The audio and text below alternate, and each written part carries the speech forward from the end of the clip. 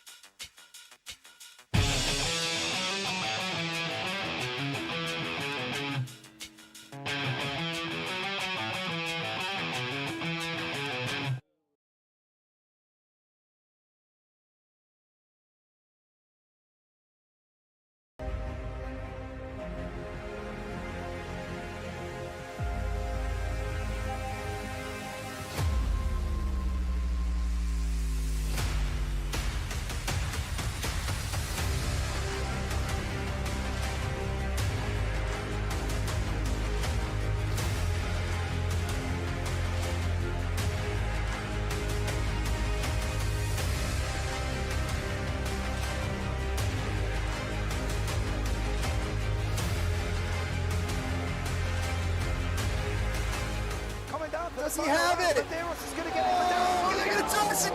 They haven't got it. He's on the outside line, though, going into the fastest corner on the circuit. Surely this can't work. Dominic Ligner has got a sensational run outside line now, though, for the heavy braking zone. Around the outside goes the Audi R8. Look how much Miller's caught back into play. Exactly. Miller's still such trouble. He's not a second and change. All of a sudden, Miller's back in play. Can Barry do it? Big Barry's going to do it. Big Barry!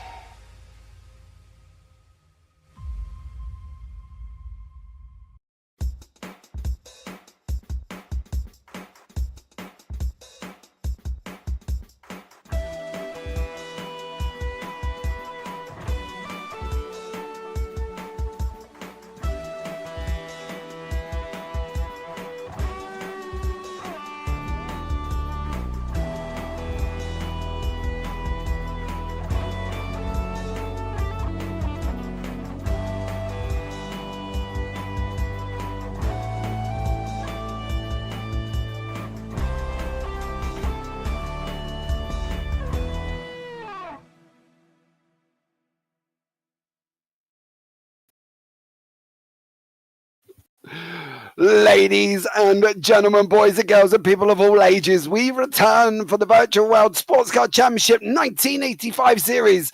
And where are we now?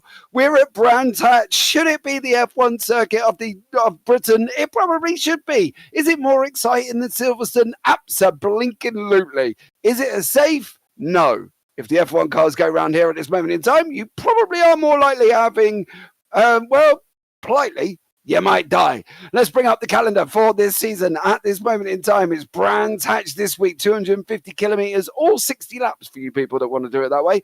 We're off to Fuji on the 28th of October. And then the final race of the season, after having a month and a little bit of a break, we finish off for 250 kilometers at Sandown. Looking forward to that one. The track itself, as you can see, it is the full Grand Prix layout once again here at Brands Hatch, and it's 4.27 kilometers, 2.61 miles. It's the built in 1950, but it's the 76 to 87 layout. As well, and you can see some of the names have changed. Nothing really major on that one. Gonna be interesting. Orange zone, don't forget, you can actively overtake, but you will be punished if you cause penalties within that. Balanced setups for the hills and the turns for the keys to the race. Keep off the grass. Well, that's fairly obvious. Narrow track, tricky passing. Fuel X, 1, no refueling. They will have to save fuel.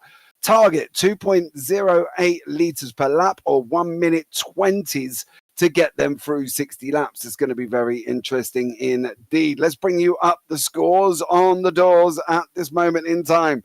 In the C1 Pros, Danny Hurlock leading away on 108 points with Eduardo Bonica on 97. Are they probably the real two challengers going into the last 3 races? Absolutely. There probably isn't going to be many more unless JT Tammy has an absolute blinder. Smile Power Racing and Drongo Thrashers are out in the lead in the teams on that one. So, yeah, it's going to be an interesting one. Moving on. C1 Pro-Ams. Ross Smith, believe it or not. Yes, ladies and gentlemen, I did say his name is leading the championship. Now, Ross, as we know, has had some awful seasons, but this season he is flying and doing a great job. Well out in front in the C1 Pro-Am. Do I really want to talk about anybody else? Tony McCaughlin? Well, only if Ross has an absolute stinker. But Ross has got his consistency by the key this week, and then he's doing a great job. But also, Tony is not here this week either. Cookie Monsters out in front, 186, double the points of CMS Pro. Jaguar, can't really see them making any inroads. That's mainly thank you to Ross, who's carrying the whole team on his back at this moment in time. C1 AMS, Jerry Chen out in front on 116, George Angelidis on 112, and Peter Meyer on 100. They're really the main 3 challengers in the C1 AMS. Going to be interested to see how that evolves and see how he gets on over the last 3 races. Breaking Bad, Martini, and Team Autohouse, not miles apart on the points for the 3 of them, but it is looking like a Martini Breaking Bad racing points race for the team standards. Concalves, Angelidis. Angelidis could really do with Concalves to helping him out. Jerry Chen and Carl Struhel, same scenario. Jerry could really do with a bit of help because at the moment, them 2 have got broken backs carrying for the team at this moment in time. So we've got to keep an eye out and see how they get on. I'm JP. I'm going to be joined in the booth by Mr. Jim Cunningham. And as always, I've got Mr. Paul Glover in my ear roll. But I do want to bring the man up who is leading the C1 Pro-Ams at this moment in time. He's paid all the other drivers to let him lead the championship. It is, of course, Mr. Ross Smith. Ross, welcome into the booth, buddy. How are you? Good evening. Good, thank you. And hope everybody's doing well here in the booth as well. Dude, you're leading the Pro-Ams. What's going on? It's all part of the plan. Yeah, it's been a long season, and obviously Tony's been pretty close. But he's missed several races, so it's pretty much hampered him and handed it off to me. And then, of course, John Uyon's been missing. His son, who's part of his team, have also been missing. So the Pro-Am division is a bit lacking for drivers for the most part of the season, which I just happen to be here the most. So that kind of takes it by default. So tonight it's just you and John in the Pro-Ams as well. John's not really a threat in conjunction with points. Are we actually going to see a Ross Smith champion? I believe it's already been declared, at least for the drivers. For the teams, I think it's still open, but pretty unlikely at this point for drivers. You've wrapped it up. Yeah. I think Max Petravsky actually went through and did the calculations and everything. So I think there might be one other that's wrapped up for the season. I have to go back and look at the post, though. Well, you got the C1 Pro-Ams, obviously, that you're leading at the moment. If that is correct, well done to you. I can't see the C1 Pros being wrapped up, considering there's only 11 points between the 2 of them. No. Or the C1 AMS, considering there's only 4 points between Jerry Chen and George Angelidis, and only 16 with Peter Meyer back. So I think, if anything, you're probably the only championship that is wrapped up. Team points wise, again, they're all very close. Maybe the C1 Pro-Ams might be the championship that is wrapped up the most there as well. Ross, how's it been this season? How's everything working out with the mods, the historic mods, the 85 mods? You know, we haven't really been here for much of this season, so we haven't had a chance to have one of our wonderful chats. How's everything been, that side of things, with the mods in general? Well, if you take a look inside the March anytime during the race, the cockpit is complete, so it just leaves the EMCA. And once that one's done, we can release the mod into the workshop as soon as the season ends. So pretty excited about that, and it should go fairly smoothly. We're going through the historic mods for next year have actually been released to the beta testers, so they're doing lots of on-track magic, basically. I mean, they're doing a great job. Jerry Chen, John Uyan, and George Angelides have been tremendous in getting those cars through alpha phase and handing off. And this is it's a great project. I can't wait for it to be revealed, because the cars are going to be a heck of a lot of fun. And yeah, we should be on track to see a release around U.S. Thanksgiving, so the end of November, about whatever that weekend is. I think the 27th, somewhere in there. So it should be for that one, and for the moderns as well. We're getting a lot of those back. Unfortunately, Toyota gypped us. They were supposed to reveal their GT3, and they didn't. So that's been pushed off to January. That car will make an appearance into the pack. It'll just be later on after we get all the details and our modeler can put it together. But yeah, lots of other surprises coming along with that one too. It'll be a good time. Very nice indeed. Well, looking forward to that. What's the ambition for today? What do you think? How's it going to work out for you? Are you going to be able to save enough fuel? Fuel is actually the least of the concerns for pretty much everyone here. It's mostly tire wear this time. We haven't really had to contend with that, but it's going to be interesting to see who is going for a strategy of staying out and who's going to actually try and come in and get some fresh rubber and make up some time as they're on the track, because it's going to be rough. And the weather kind of rolled in here. It hasn't rained yet. I didn't think it was supposed to, but you know, this is Great Britain, so it's you never know around here whether it's going to get a little sprinkle in Dingledell, or you know, or just going to kind of have moody clouds the whole time. But dude, it can rain at any point. I'm hoping I hope you realize that, right? You know, at any point it could be dry for ages, and then all of a sudden it will just absolutely chuck it down. So that could be the plan, and we might actually see if that happens, to be blatantly honest with you. What do we think is going to happen with multi-class here, Ross, in conjunction? It is a very tight circuit going off through Hawthorns. That sort of side of the backside of the circuit is very, very tough at Dingledale, Sheens. How is that all going to work out for you guys in the car? Yeah, the backside, like going into sector 3, exactly like you're saying, it's Dingledale, I think, is going to be the most troublesome part just for drivers dealing with tire wear as the race goes on. It's going to be lots of close fighting, I think, early on. The drivers are going to kind of use up some of their cars, and then you're going to get around that halfway point. And depending on what happens with the weather, what happens with just sort of the race sequence as it's going, it's going to lead to people coming in. I think it's going to happen. So I think consistency is going to be the major key to be able to be successful today. The Lancias are pretty quick. They're ones to keep an eye on. And I mean, obviously you got Lalonde and Angelides down there in the AMs. They're up ahead of some of the pros and the pro-AMs. So they're crushing it. I think that's going to give a chance for George's team in the AMs to be able to get some points up on Jerry Chen and John Meyer. So that'll be fun to watch. The guys at the front, Herlock, Beninka, Day. I think Borman's going to make his way up there as long as his internet holds out. Fingers crossed. And keep an eye out for Tom Lane and Dahlgren. I think they're going to be maybe some dark horses as things go on. Strategy is going to play a big part today. It's going to be a ton of fun to watch in the car and outside of the car where you guys are. And how did qualifying go for you? Oh, terrible. Still struggling a lot to come to grips with what's going on with the new car configuration. Obviously, we've had the super slicks, super softs taken out, and we're kind of running on basically the same as everyone else. Is one of the key benefits of the March previously was it was a great qualifier, and then it was just you had to stay out in front of everyone during the race. And so the balance has been a little bit shifted. So now it qualifies almost basically the same, maybe a little bit worse than everyone else, but the race pace should be a little bit closer. So I don't know. Some of the other guys, Wouter, he's been able to manage it. Ben Borman, he's playing with it today. Hopefully he'll be able to showcase the peak of how the car is able to perform. Maybe Tom, but it's a struggle for sure.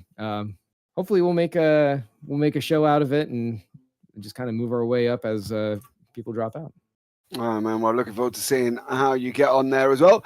Big shout out to YouTube chat going on in a minute. Mr. Reese is in there as well. Great Scots Racing, and poor old Craig Jones is there as my wife and his wife are chatting on the phone. So he is in YouTube chat. So there we go. Feel sorry for Craig listening to them two bunny on, but there we go. Jim, welcome in, dude. I haven't spoken to you since the broadcast side. I do apologise, but me and Ross got chatting. How are you this evening? No, it's good. I'm doing great. Be good to be doing a broadcast with you. It's been a while since you and I have worked together. Good to be here at Brands Hatch. And I'm, of course, extremely excited. We had Ross came to visit us in the booth. I always love getting to chat with him and listen to all the stuff that they're working on. So, yeah, everything is good. Excited. Good. Looking forward to seeing how this one goes. We will bring you up some track action very, very shortly, guys, as well. We are just into the stages of warm-up, which means qualifying has been done. So we will bring that up very, very shortly as well, please, rather than just staring at us. Here is the grid. Dan Herlock is going to lead the way with Eduardo Vaninka in second, then Ollie Day and Elko Bussenink are going to round out row 2 on that one. Going on to row 3, Timon Suvic and Alexandro Smeraldi is on 6th place. Then Ben Borman in 7th, Magnus Dahlgren in 8th. So great job from them. Going down into 9th, Tom Lane of Wouter de Bruin and JT Tammy. Gilles Lalonde leading the way there as well in the first one at the C1 AMS, sitting in 12th place. Then is George Angelidis in 13th. And then we've got John Uyan down in 14th. Alexander Schultz down in 15th. And Maximilian Petravki is there in 16th place. Good job from him. Then we've got Jerry Chen, 17th. Ross Smith leading the way in C1 Pro-Ams, of course. And then Carl Sturl and Vinicius Concalves there once again in 20th place. And then Daryl Kruger down in 21st. Seeing how he gets on. Should be an interesting one here once again. I'll tell you what we can do. If we've got some cars on track, can we go and have a look at a lap on board one of these cars around this circuit? I don't know about anybody else, but let's see some action here once again before there as well. Kim D's in YouTube chat. Hello. Stacey Scotts. Hi, Jim and James and Paul. So there we go. As we jump on board now around this Brands Hatch circuit. Going to be an interesting one, Jim. It is going to be very tight. It's going to be very twisty. Traffic is going to play a massive part here as we're on board with Dan Herlock. Yeah, I'm still learning Brands Hatch. You know, I didn't have a lot of experience here. Growing up American, I didn't know a lot about Brands Hatch, but I am definitely rapidly growing an appreciation for this track. It's becoming one of my favorites. Yeah, it is one of the most amazing tracks. We're in through Westfield, drop down into Dingledale now. Blind corner at Dingledale corner on the right-hand side has actually changed names since the new going forward on that. Then into the left-hand, you can take a little bit of curb on there as well if you can. And then you're straight down Clearways coming into Clark right at the end as well. Hard on the brake, get the car turned in, get it open, release it open, let it run wide. Now bring it back for starting of your lap. This is where it's going to be mainly the situation, and it's going to be very, very tough. That drop down paddock hill, we are going to see people run wide. It's going to be fairly obvious, and it will happen here again, Jim. That's going to be the thing.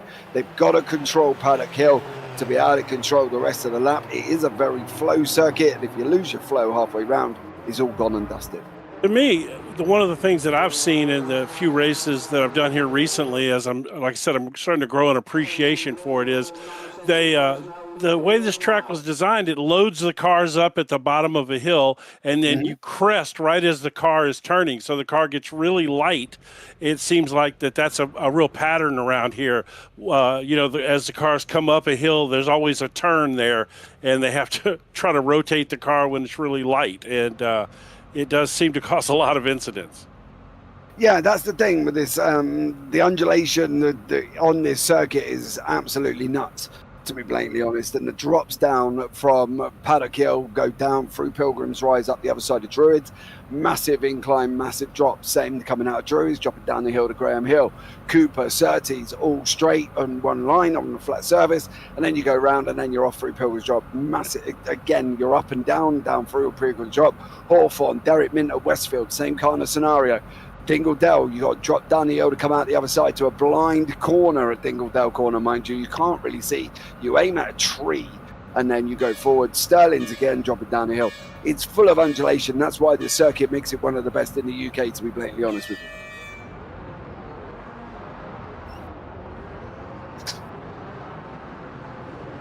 Okay. Yeah, onto the formation lap now as well. Jim, you still there? Yeah, I was. I what did you do? Sure. You kind of just shut up and you didn't say anything.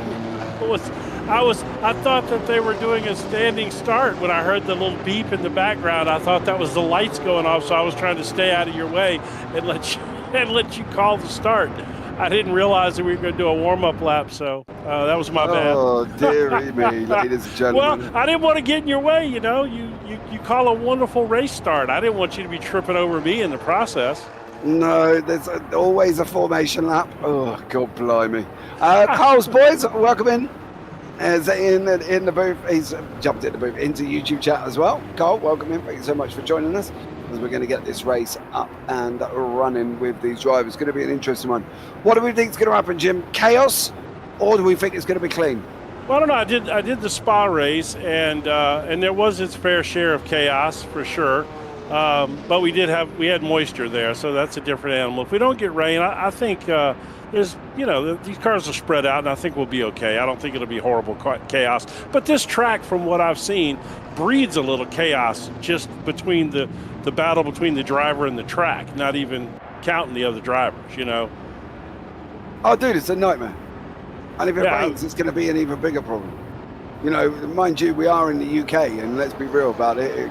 It can rain just by me and Paul looking up at the clouds, to be honest. So yeah, it's going to be an interesting one. There's going to be plenty of strategy involved. I don't know why Stacey Scott has put Ross for president 2028 in YouTube chat. I'm not entirely sure I'd want to see that, to be blatantly honest with you. But anyway, we're going to look forward to seeing how this one goes. Coming towards the end of this formation lap now as well. We're on the run through Sterling's, and it's going to be clearways and then through Clark Curve. And well, ladies and gentlemen, this 60-lap race is going to be green. Should be done in about an hour 20, maybe a little bit more than that, but we're going to find out who's going to come out on top. But here we go, ladies and gentlemen. The lights are on. It's dripped down to darkness already. Let's not forget, it's got to be auto lighted here in RF2, otherwise you do get DQ'd. Hold on to your hats, ladies and gentlemen, boys and girls, and people of all ages. Doesn't matter what country you are from. We're starting off with the VWSC at Brands Hatch, and at this moment in time, it is now starting up. We are green. Herlock got away off the start there, dropping down into turn one. Chased, followed by Eduardo Beninca. Day did not get good start. He's got Bussing pressurizing him, coming in for the first time through Druids, and Dan Herlock still managing to hold on. Everybody at this moment in time has got through the track nice and clean, but the leaders, Herlock, Beninca, Bussing, not very far apart at all, Jim. Everybody got through cleanly, no real drama. No, it seems everybody got off pretty clean there. It was interesting as those cars got to the bottom of Paddock Hill there. It seemed like they were bottoming out with a full load of fuel on these things.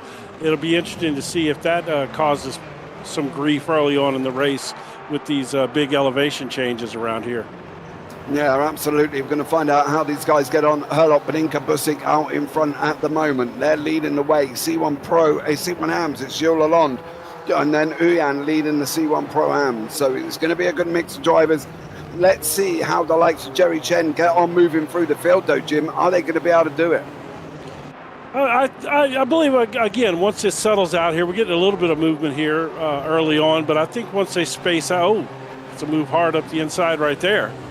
Yeah, Ollie Day's on the outside at the moment. Smeralda's in there. Day's in there as well. I can tell you one thing, though. If them guys that have not got headlights on do not get them on quickly, they will instantly be DQ'd. They should have had it on an auto light. it will come on automatically. Otherwise, RF2 does funky things, and there's 3 cars there that could be out of this race if they do not get the headlights on, because it does automatically kick you out. I don't know why it does it. Nobody seems to know why it does it, but if you do not have your headlights on when they're supposed to be on, it will kick you out of the server. So, Scott's YouTube chat, Ollie Day, get your headlights on. Absolutely, because I can tell you one thing, if they don't, it's going to be a drama. But lots of action taking shape at this moment in time. We're going to find out how everybody's going to get on as we're on board with John Uyan leading the way, of course, trying to catch up. We think that the championship is done with Ross in the C1 Pro-Ams. Of Ross, at this moment in time, is coming out as champion. Yeah, well, and, you know, like you said, well, he claims that, oh, we got somebody off track there. Trying to figure out who that is. Yeah, we'll have a look and see. We'll see if we can get some information. Tom Lane.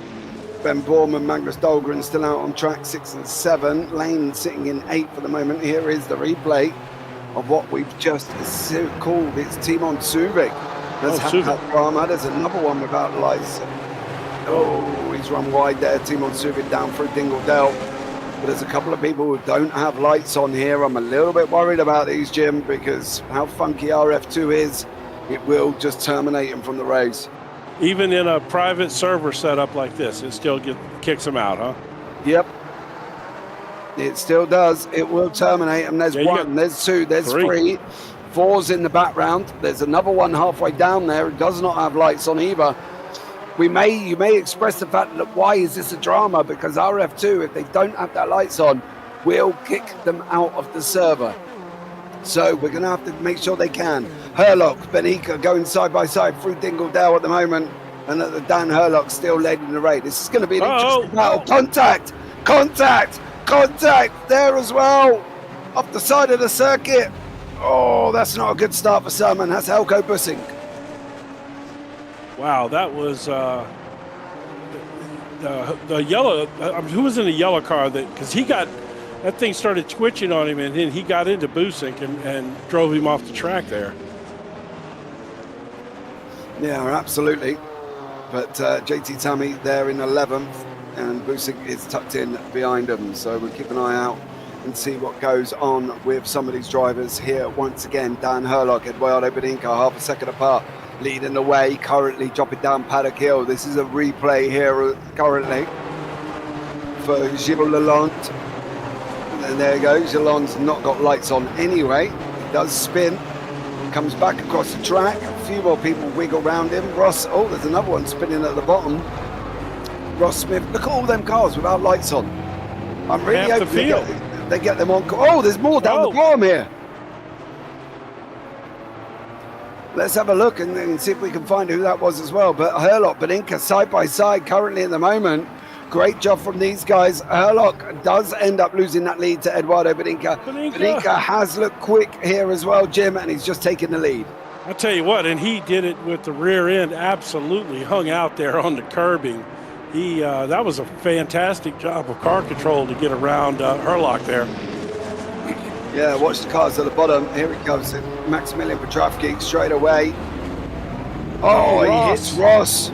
Comes across the track in front of the Martini. Oh, who is that? And unfortunately, Petrovsky, that might have been Concalves further down. And that is a little bit of drama this early on. Yeah, that was a tough spot right there. Well, Benica's car is absolutely on the edge. Yeah. Target times are 1 minute 20. Everybody at the moment is in and around the 20s. Benica's on a 20.2. So whether or not he's going to push early, this is a replay that we think of Dan Herlock. There you go. That's how the lead went all a little bit wrong. And then there was contact there as well. And unfortunately, that number 47 machine ends up off the side of the circuit. So, yeah, it's all going to get a little bit scary. And that number 47 was Elko Bussink on that one as well. So, yeah, great battles taking shape here, Jim. Lap 6 is 60 already. Yeah, no, this is, we do have some great battles going on, a couple different spots on the track. along with some dramas. As you said, we've got a few guys that are struggling to keep it on the track right now.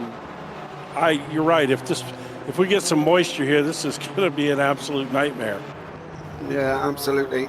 I'm going to keep an eye out and see whether or not it's going to be coming here. Rain, 0% chance at the moment, but that doesn't mean it won't. Magnus Dahlgren, Alessandro Smeralda battling it out side by side down into turn one. In they go. Oh. And it is Dahlgren managing to hold on. Smeralda goes around the outside, tries to cut across. Is that an overtake off the side of the circuit, though? That's going to be the interesting thing. He gave it back. Yeah, I think he knew that one wasn't going to hold up. Yeah, it goes again, tries to go to the inside there, nothing doing into Graham Hill. Now it's going to be a run down through Cooper, down into Surtees. That difficult left-hander, Jim, this corner. It really is a pain, and it's quite late to get the power back up. Yeah, that,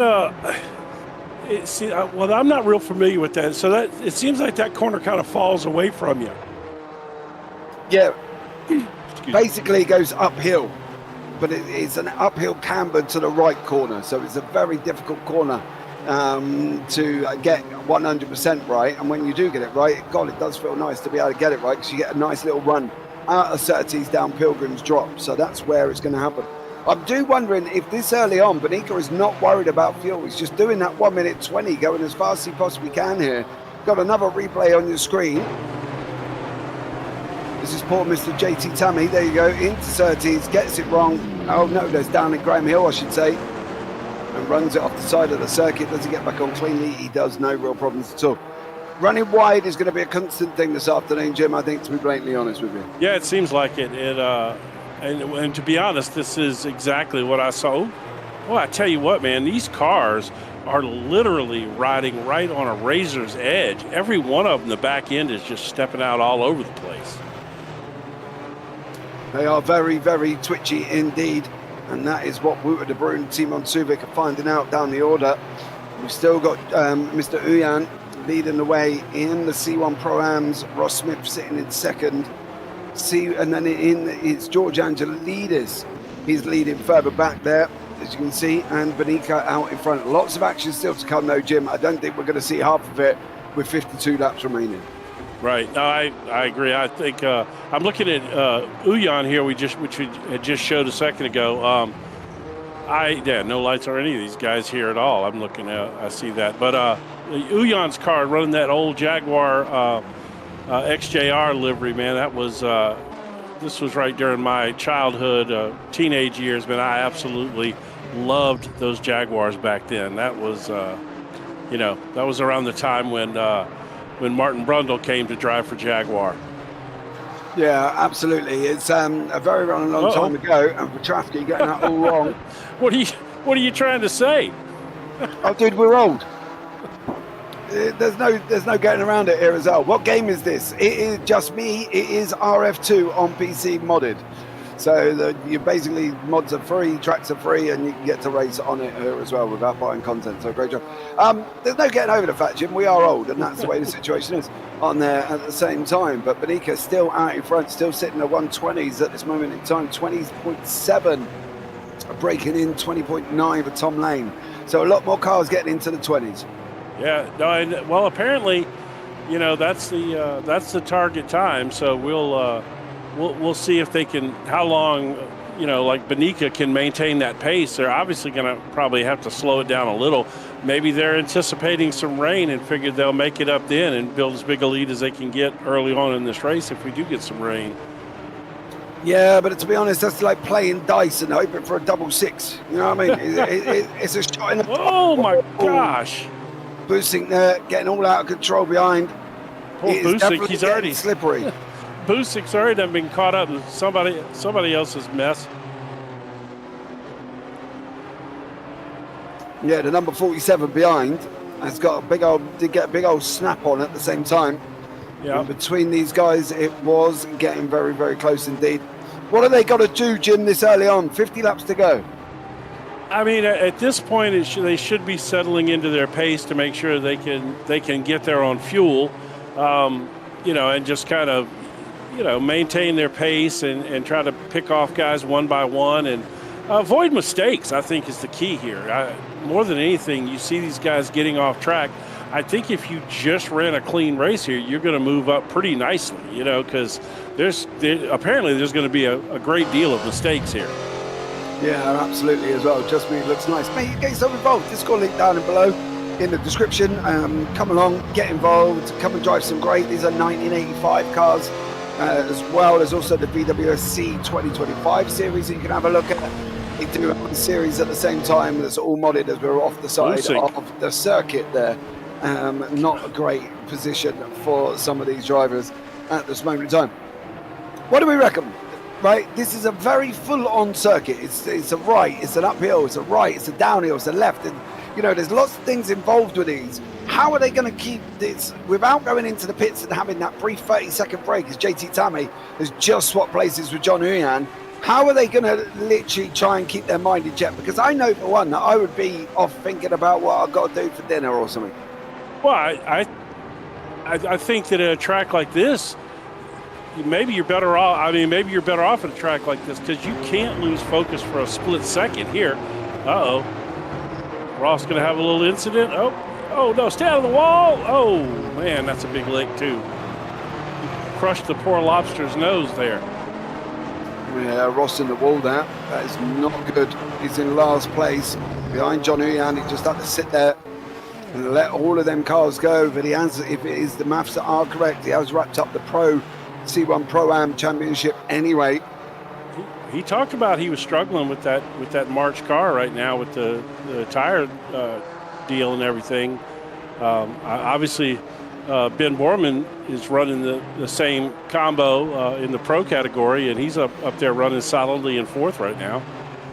But Ross seemed to be struggling, and now apparently he's bringing it into the pits here to get it worked on. Yeah, I'd probably look at doing the same, to be honest with you.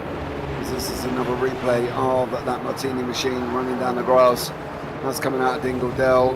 Poor old George Angelidis there, not getting Dingledale right, and that is the problem. Because it's such a blind corner. Yeah, it's rough but I think that I think George could possibly have some damage on that car, though. He was involved in that earlier incident, and he smacked the nose on his pretty good when he got involved in that other people's business there in that spin.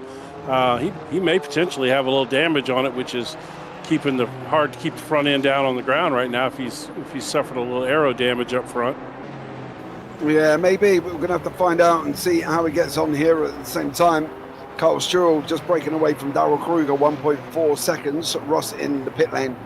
We've been in the pit lane for a minute. You can see on the left-hand side, Beninka leading C1 Pros, Herlock, Dahlgren, Borman, Smeraldi, Lane, De Bruyn, Suvik, Bussing, Tammy in that section, and then John Huyan, sorry, and Ross Smith out of the pits, but he's one lap down. So yeah, George needs to give up on racing in general. Stacey's got to behave himself.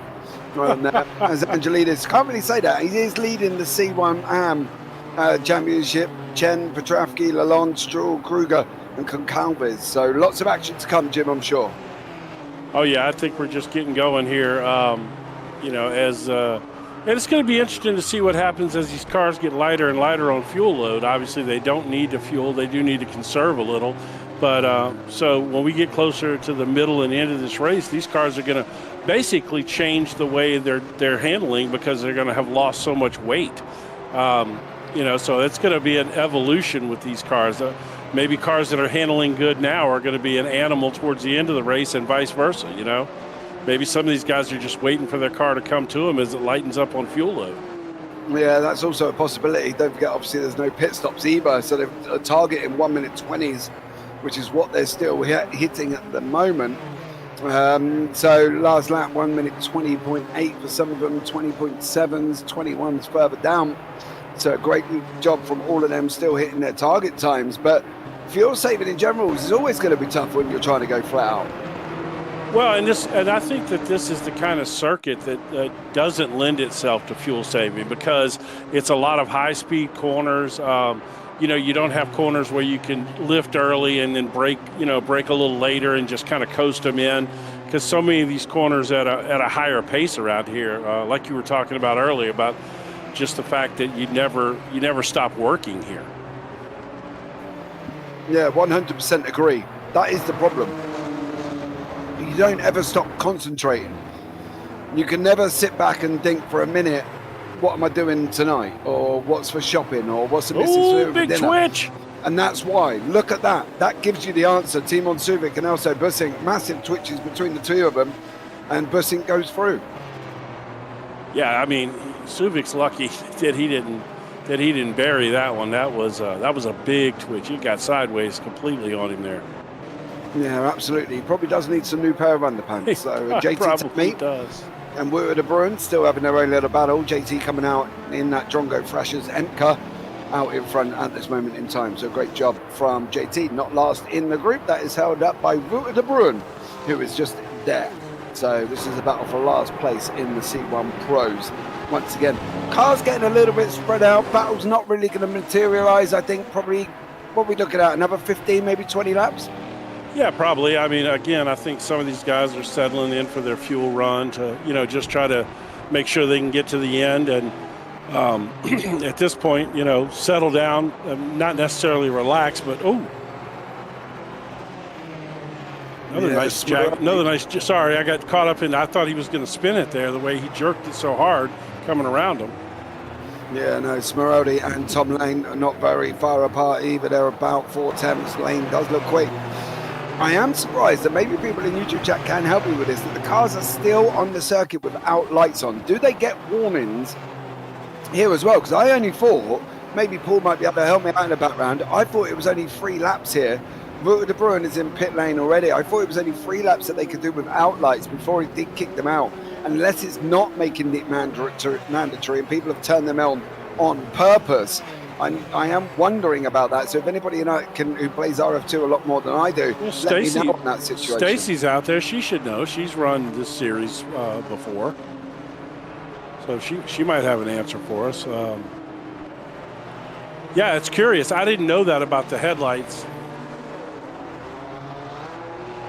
I didn't. Oh, my goodness. We got Magnus Dolger and Ben Borman. Production is its own. I wish you folks could hear production. You would really enjoy it. By the way, there was a camera angle earlier I wanted. I'm not sure if production actually designed that camera angle. It was up the side of one of those cars, and it was a fantastic camera shot. And I meant to. But yeah, that was a really cool camera angle. Not one you get to see often. I liked it. Yeah, as these guys continue to fight out. Benica Smaraldi in front here. There's a couple of battles materialising now, Jim. 16 and 60 laps gone. The laps are coming off thick and fast. Yeah, well, Benica was up there, battling for the lead early on, and obviously had that little minor incident and has drifted back here now, and he's currently back there battling with Somaldi for 4th and 5th place as the Jag is. Well, he's got a Jag livery on it, but he's actually running that's a Porsche 956, but he's got a Jaguar livery on it. That was interesting. Yeah, I think at the end of the day, they're allowed to put on what they like. No, I love it. That's cool. Before, put on different liveries, which is absolutely awesome. So let's see how. Oh, never mind. I mistaked that livery. I'm sorry. That's my bad. I mistaked that livery for another car. But yeah, Somaldi's catching him pretty quick. I don't know if Benica's went into fuel saving mode a little bit and is just backed off just a touch, or if maybe he suffered a little bit of damage and maybe can't quite keep that pace up anymore. Yeah, that and that, it's probably not helping. There's a couple of cars that are trying to go side by side there. Never ideal, I can tell you that much. That's Jerry Chen in the situation. He's battling away with Max Petravsky in front. That's Angelidis in there as well. That is a nice little freeway. Martini, Evangelidis, Petrovsky, and Jerry Chen. There is a car in behind that. I'm wondering who that actually is. That is Alexander Schultz from the C1 Pros sat in behind. So in theory, he should be a little bit quicker than these guys. But does he get involved? This is a freeway fight for the lead of the C1 AM as well. And obviously Jerry is leading George in the championship at the moment. Right, yeah. We got sorry, production chatting away. Yeah, Jerry is he seems to be really conserving though here. His pace has dropped off. He had turned his last lap was 2 or 3 seconds slower. Well, that's an interesting camera angle. Yeah, is that a shot of the rain coming in possibly? Yeah, it's a shot of the sky. It's a sky shot there as well. It's a reverse blimp shot. Yeah, RF2 is the setting for lights that automatically turn them on. This is true, but some of them have not got their lights on. Some have, and some haven't. And I know it DQs you, but I was just wondering, do we know the time length? Does it give you a warning at the same time? But Dan Herlock is now back out in front. Whoa, that's weird. Yeah, that's... Eduardo Bonica is down in 4th place. Right. So I'm wondering if he's had some form of dramas. Maybe we'll send our producer Paul on a little bit of a hunt. Well, that's where he was just a few minutes ago when he was battling with Simaldi, and I said something about I mistake the Jaguar livery for the Porsche. We're getting the news that he did have a spin, and we just obviously missed it one, but here we go now. There he is. Bonica was out in front, and unfortunately he did that, and Dan Herlock goes through, and then he loses a couple of more places here on the cars in behind him. Can't get going again, and he's fire it up. Tom Lane in the background. Yep. It also has had some drama at the same time, but they can also turn them by themselves. Yeah, but if they don't turn them on, they're normally in trouble. So there goes Tom Lane doing pretty much the same thing. Oh, that's a big shot. Oh, my goodness. Big bits flying off all over the place. Yeah, no, that car's got to be tore up. Yeah, Dan Herlock, Magnus Dahlgren. Still fighting out 2.2, starting lap in the cars already. I think that's Angelidis in that Martini livery machine. He was just put a lap over. And this is the guys in behind. Bonica, Smaroldi there, still fighting out, Jim. Lots of action now as well. We did say it's going to take a little bit of time to warm up. We're now starting to get it on the racetrack. Yeah, well, it seems now that Simaldi is falling back to Busenik a little bit now. Bonica's seems like he's starting to pull away from him again. Obviously, he had gotten right behind him when Bonica spun, but seems that, he's kind of, they just told us that Tom Lane is DNF. That tore that car up. I mean, that was a big hit. I wouldn't be surprised if it didn't finish that car off for the day.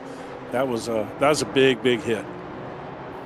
Yeah, I'm just wondering that damage may have not done him any favours here for Tom Lane. This is the race-defining moment. Oh no, that's the number 52, John Uyan, showing us how to slide down the corner and then go onto the grass. So, well done, John. Thank you very much for that one. Whenever we get a chance at some point, I'd love to go on board with that car if we could. That engine sounded amazing in that little clip right there. I don't know. That just, it seems like one of those cars I want to hear the engine again at some point. Yeah, some of the older cars do sound absolutely amazing. Angelidis, Petrovsky, and Chen. Ooh, another big switch. Literally barely about a tenth apart. There's obviously been some changes because Jerry Chen's nearly dropped back to nearly a second. Angelidis has lost the lead to Petrovsky.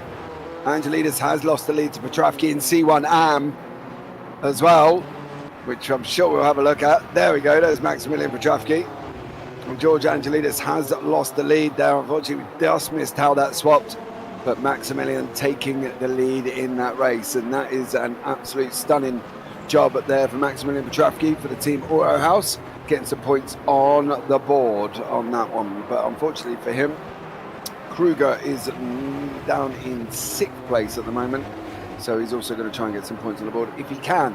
Going to be interesting now. You can see starting to get traffic involved here as well, Jim. Always going to be difficult.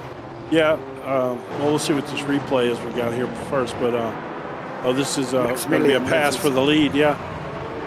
Yeah, Petrovsky. He's going to get off a little bit, yeah. Oh, well, just a little. Boy, he didn't get much off, but he must have had to lift there, I guess, when he realized he was going to get off the track a little bit, and that was just enough for Petrovsky to get by. Yeah, he started running wide there. George slowed the car down. Petrovsky said, thank you very much. And on he went. I'm sure George is not going to give up, and he's going to be fighting there as well. Dan Herlock's had the door open for him, Jim. Is he now just got to go in and win the race? I mean, that's a tough. I don't know. I mean, Dahlgren's certainly not gonna give up there, and I don't know that Busnik can make up. Maybe. I mean, there's a lot of time, but he's what, I guess 7 seconds back, roughly, something like that. I don't know. We'll see. He was fast early, so we'll have to see if he can recover from that spin, or if he tore up his tires in the process. You know, we just have to see what his pace looks like. Yeah, I don't think this story's completely written yet at the moment. 21 at 60, and Petrovsky leading the way over George Angelidis in the C1 AMS. Then Jerry Chen in behind, which is great for Angelidis, because Chen is leading the championship 4 points ahead of him. So Angelidis said we'll be able to get some points back if he finishes in front of Jerry Chen. So going to be interesting to see. Benica now down in 6th place. I'm wondering if Eduardo's had another moment here, please, because he's dropping places a lot.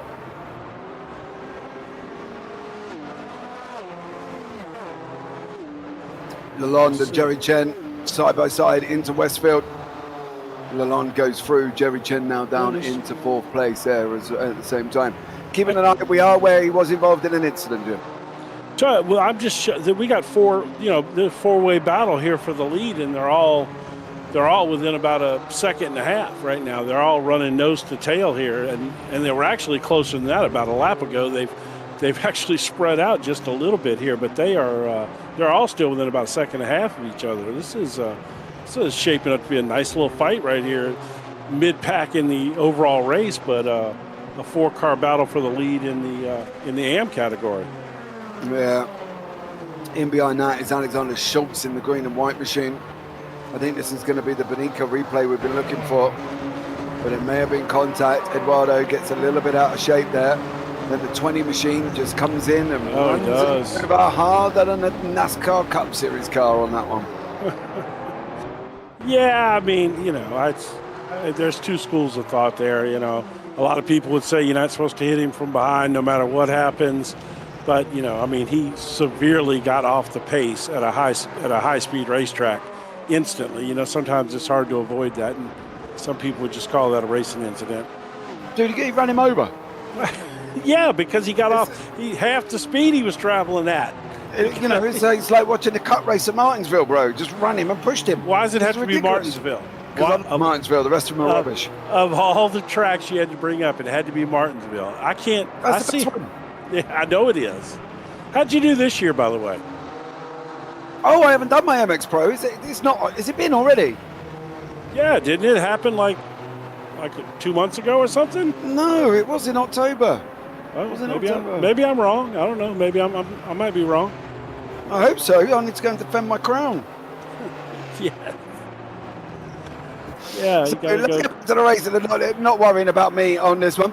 Petrovsky, Angelidis, Lalonde, Chen, and Schultz all battling away. Carl Struhl, Daniel Kruger, Vinicius Goncalves in behind that. Wood Brewer and Ross Smith. We've got no Tom Lane, of course, first of the DNFs. Ross is 2 laps down here. Not ideal for Ross Smith either, but this little group is materializing well. Well, the good thing for Ross is, like I said, it looks like the championship is sewn up for him. So, that takes a lot of pressure off. He can just get out there and have some fun and maybe, work on figuring something out with the car. And, so he's not having to press too hard. So that's good for him. Yeah, absolutely. It's actually next week, Jim, the 21st to the 27th is the MX 500. So I'll be back in that, defending my crown, of course. Let's see what's going on in this race. How is this going to pan out? Herlock out in front by 2.6 seconds. Ben Borman's on my right-hand side. He's chasing down Herlock. He's trying to escape Dahlgren. We've still got the C1 AM battle on the left-hand side of Angelidis, Petrovsky, Lalonde, Jerry Chen, and the C1 Pro of Alexander Schultz. It's going to be a tough situation now. Borman's got a bit of a job to do at the moment, though. It looks like he is coming up on back markers, so that's going to jeopardize his job before he can even get there. Yeah, I can't take my eyes off of this AM battle, man. These guys have been nose to tail now for, 8-10 laps, and they're all running within. Jerry Chen! Oh my God! Little bump and run there. He literally come back from an absolute mile. Alexander Schultz is now getting involved as well. He wants to get past this poor old Gilles Lalonde. He has just been bullied out. Yeah, he got. Now that was a NASCAR move right there. Just come in and body check him right out of the way. Jerry Chen has literally sent it on poor old Gilles Lalonde, and then Lalonde just got bullied out like the kid in the playground who's just lost his shoes, his lunch, and his lunch money, and is now sitting in the corner crying to himself because Jerry Chen upset him. And now Lalonde's all getting a little bit out of shape. Angelidis is retaking the lead over Petrovsky. Herlock's trying to come through the field as well. That's your overall leader. Let him through. And Herlock's making it through. But that just got very exciting very quick. Wow, yeah, that's like I said. This battle has been really incredible to be, just a mid-pack fight. Just had a shout in Hero for no reason. Yeah, there was a very loud production yell. Something exciting must have happened somewhere. Well, we're going to find out and see what went on there, but Borman, Dahlgren still scrapping it out. Carl Sturl, Dan Kruger, Angelidis Petrovsky still battling away here, and I don't think these guys are going to escape each other very quickly. No, this is a phenomenal battle right here, man. Absolutely fantastic. Petrovsky sitting in second, Angelidis third, Jerry Chen, Gilles Lalonde. Lalonde's recovered, he's got his shoes back. The teacher has made the other kid give them back to him, and he's now on his bike again. Here is the replay of what the screen was in Minor Gym Zero. And I believe that's Carl Struhl, is it, in that 52 machine?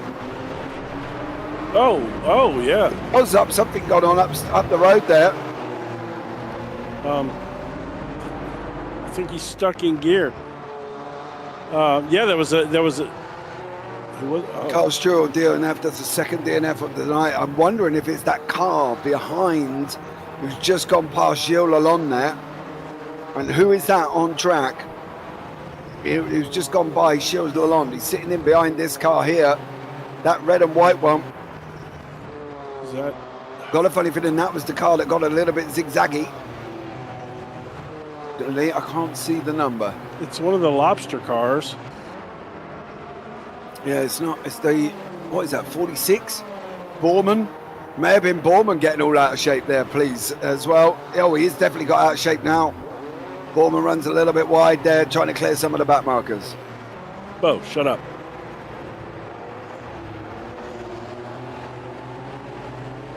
Ooh, Sorry what? About that. My dog was hollering. Oh, don't worry about the dog. We didn't hear it. Press the mute button though the next time. I did. Oh, no, we heard you. Dog, shut up. Oh, you heard me tell him to shut up? Yeah. Oh, well, I did hit the mute button. That's interesting. All right. He's talking to Paul in the ear open. That's all he's doing. So, Angelidis Petrovsky still scrapping it out at the beginning of the C1 AMS. And Schultz 1 lap down in the C1 Pro. Smith's 1 lap down the C1 Pro AMS. Stroll's DNF'd. Concalves nearly a lap down, to be honest with you. 69, that's 1 minute 9. He's about 11 seconds in front of these guys currently, but he could end up being a lap down as well, Jim. It looks like a couple of people may struggle to stay on a lead lap here. Yeah, it's they're dropping fast, and our AM battle here is kind of they're starting to separate a little bit now. We've got a little distance between them now. We got the battle for first and second is still right there together, but Schultz has kind of slid in the middle there and kind of separated our pack a little bit. Yeah, I'm wondering if that's got something to do with obviously the leaders coming through. It's kept the pack apart, but Petrovsky's now managed to close back in on George. There's Jerry Chen in the background at the same time. So I don't think this one's done here. Lalonde must have had some drama. He's shot behind Kruger. I don't know if we can look into that, or did he go into pit lane? Yeah, Jean Lalonde did look like he had some form of dramas at turn 1. Nearly coming up to the halfway point here, Jim, as well. Where are they coming up now? Where's your thought process?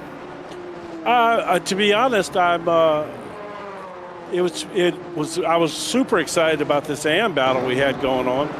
And here's Lalonde here. Yeah, that's the Lalonde moment. Well, we've seen that before. It's like deja vu. Oh, there's Ross. Yeah, did the same thing and followed him off as well. So a couple of tunnel visions there for some people. Oh. George Angelidis has dropped back to third overall in the AMs now. Yeah, Angelidis been off the side of the circuit. Petrovsky takes the lead. Let's see if we can find that one. But yeah, Petrovsky, Chen, Angelidis now 1.4 seconds. Kruger, Lalonde's had more drama. He's dropped down again. Calves in there, 67 seconds. Herlock out in front, 5 seconds over Borman. Dahlgren sitting in third. He's just ahead here as well. We think this is going to be the replay that we're after. There is George. Oh, he ran well wide. Slows right down and unfortunately loses that place. Jerry goes through as well, and that's a big blow for Angelidis in the championship. Well, you could see he knew it was coming. He lifted before he ever got off the track trying to save it, but it was just, he was already gone. But did a good job of, minimizing the damage there. He's still right on these guys' tail and can certainly make that up. He's been quicker as he's making a move right here. He's been faster than these guys for this whole stretch that they've been together. Yeah, he sweeps round Jerry Chen like he's not even there. Yeah, that was not even teammates. That's the weirdest thing. Unless Jerry's going to use George for some fuel saving, that was a very weird move that Jerry just let him sweep round the outside like that. Wow. I am shocked. George has been fast though, man. He if you remember, Ross said that this the Lancia was a really tough car this week, and he just may have the pace on him. The reality is he's been out front of this group three different times, and he's had little incidents that's caused him to lose a place or two. Then he gets them back, and then another little incident pops up. But he hasn't pulled away. No, because he keeps having every 5 or 8 laps or so, he's having an incident, and it's dropping him back. Now I don't know if there's any with R Factor 2. I'm not sure, but his brakes were absolutely lit up there a minute ago. I don't know if that translates into real brake. Whoa, he's off the side of the circuit. Jerry Chen goes through. Yeah, Angelidis goes through. And now it's Petrovsky doing the chasing because he's in behind Alexander Schultz as well. And Petrovsky's going to have to try and go through once more here. But yeah, Ross Smith in the background. But Petrovsky just got that all wrong and relinquishes the lead of the race. Yeah, here's, like I said, this is George's, I think, fourth time or so here taking back the lead in the last 10 or 15 laps. He really is. Fear is he going to be? I don't know if he can pull away. I don't know if he's got the pace to pull away. At this point, he's got the best chance that he's had because now he's got a car. Lalonde. There you go. There was his turn one. That's what sent him down the order. I honestly don't know if Angelidis has got the pace to get away from Jerry Chen. Well, Max got back around Schultz, so that's going to. And as you can see, he's right back in the fight here again. I was thinking that potentially Schultz could have held him up a little bit, maybe would have given George a chance, but they're all back together again as, who is that? That's Schultz. That was Schultz going off there, I believe. Yeah, we're going to have a look back and see. This is the 39 machine, unfortunately, runs wide. And that is that Elko Bussink? No, it was Wouter de Bruin, isn't it? Wouter de Bruin just goes off there again. Angelidis out in front by a second over Jerry Chen at the moment. It's going to be interesting the fact that Jerry Chen's Carl Struhl was just DNF'd in this race. Where did what happened to whoa, where you going, son? Oh, that's a hard hit there. Timon Subik's moment as well. Oh, dude, you're already out of shape. I don't know why you're pushing the inside for. You are not holding that car. Nope, runs off the side of the circuit through Dingledale. Already out of shape on the entry. There's a Gilles Lalonde incident and now has involved somebody else. There's somebody upside down or something, or is that part of the bodywork of Vagella in front? Yeah. It is, I think, isn't it? Kruger in front? Well, the whole rear end of that car is, I believe that was the whole rear cap sitting there, wing and all. Yeah, I think Kruger may have had some problems. Let's have a look. Here we go. Obviously, this is after he ran wide. There he is off the side of the circuit. Oh, bro, really? What? Why would you do that, dude? Dude, you are going to get absolute dry roasted like a peanut on that one. And if you aren't, then you deserve to be. I'm sorry, son. I'm not really sure what that was, but that just seemed like a frustration thing or something. That was not. I don't even know what that was. Dude, it was a proper zero IQ moment. Like, it's like all his brain cells just evaporated out of his head. He's off the side of the circuit again. Is he going to do it again? He saw him backing up. I was wondering if he was fixing to do it again. Yeah. I mean, I know this isn't exactly the kind of stuff that we want to cover, but I almost want to follow him back to the pits to see what other kind of drama he gets into. Well, he's already got his own drama off the side of the circuit at the moment. Angelidis under pressure from Chen. Ross Smith's coming in behind that. He's separating the fact from Petrovsky. And this is what I mean about the fact that these drivers in the C1 AMs have got they've got the Pro AMs in with Ross coming through. Ross goes off the circuit now as well, and he loses it. So, yeah, very, very difficult time for Mr. Ross Smith, who we believe has already wrapped up that championship. Yeah, he lifted there, I think, in a racing. If he was still racing for a championship, I don't know that he would have, yielded right there maybe as much, but I think he just decided better off pushing it there as he started to run off the track a little bit. Yeah, absolutely. Jerry Chen's in the background there. He's fighting with Petrovsky. You see Petrovsky still in the fight on that one. But I am interested to see Kruger has managed to get the car back to the pit lane without taking anybody else out, deliberate or not. That was absolutely horrendous, and I would be dying of embarrassment if I did that. And I don't even drive a car as much as these guys probably do as well. But even I know not to go slamming on reverse onto the racetrack. If he's not DNF because of damage, they need to park him for the rest of this race after that. Yeah, it depends on how much anybody saw it, but it was absolutely horrendous. Jerry Chen still there. Angelidis is leading. Chen's tucked in behind. Petrovsky's still there. That's the top three of the C1 AMs at the moment. No real action taking place in the C1 Pros. Boyerlock still out in front. Borman 4.7. He's got 3.2 ahead of Bussing. He's got 4.1 ahead of Dahlgren. He's got 22 ahead of Suvic. He's got a second and a half ahead of Beninka. He's got 22 ahead of Day, who's got literally 18 ahead of Smeraldi, and they're a lap on Tammy and Schultz. So not a lot really taking place in the lead category, but the C1 Rams here are providing all the action. Yeah, and phenomenal action. Really, this has been a great battle, back and forth. Little dramas, but nobody hitting each other, just, slipping off course. This is Benica coming through here. Back markers, yeah. Oh, Jerry Chen. Held on to it, but he lost 2 spots. Yeah. He lost it now behind. He's got Smeraldi.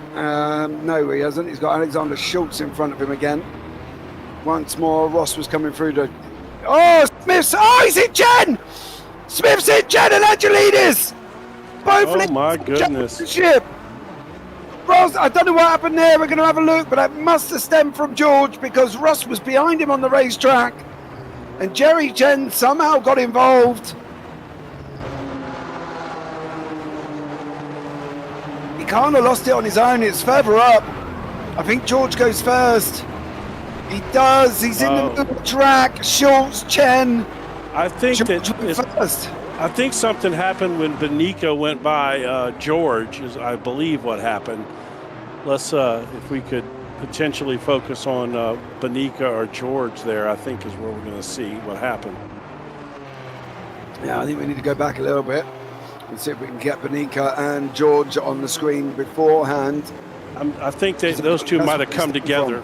as Benica right. as Benica went to pass him, because we cut away right before that as Benica was working his way through that section of the traffic. Yeah, that's now spread them out. That's it. All the cars are out and spread here. Let's see if we can catch this. This is where I think the kicked off. It was Benica there.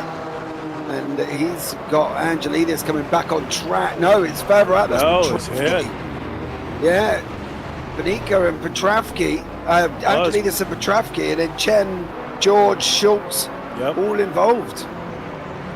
Wow.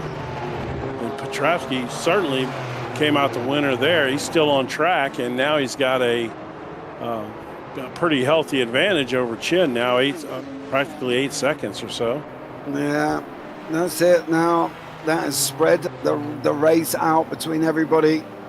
And Ben Borman sitting in second. He's got Elso Bussing just up behind him there. He's about 6/10.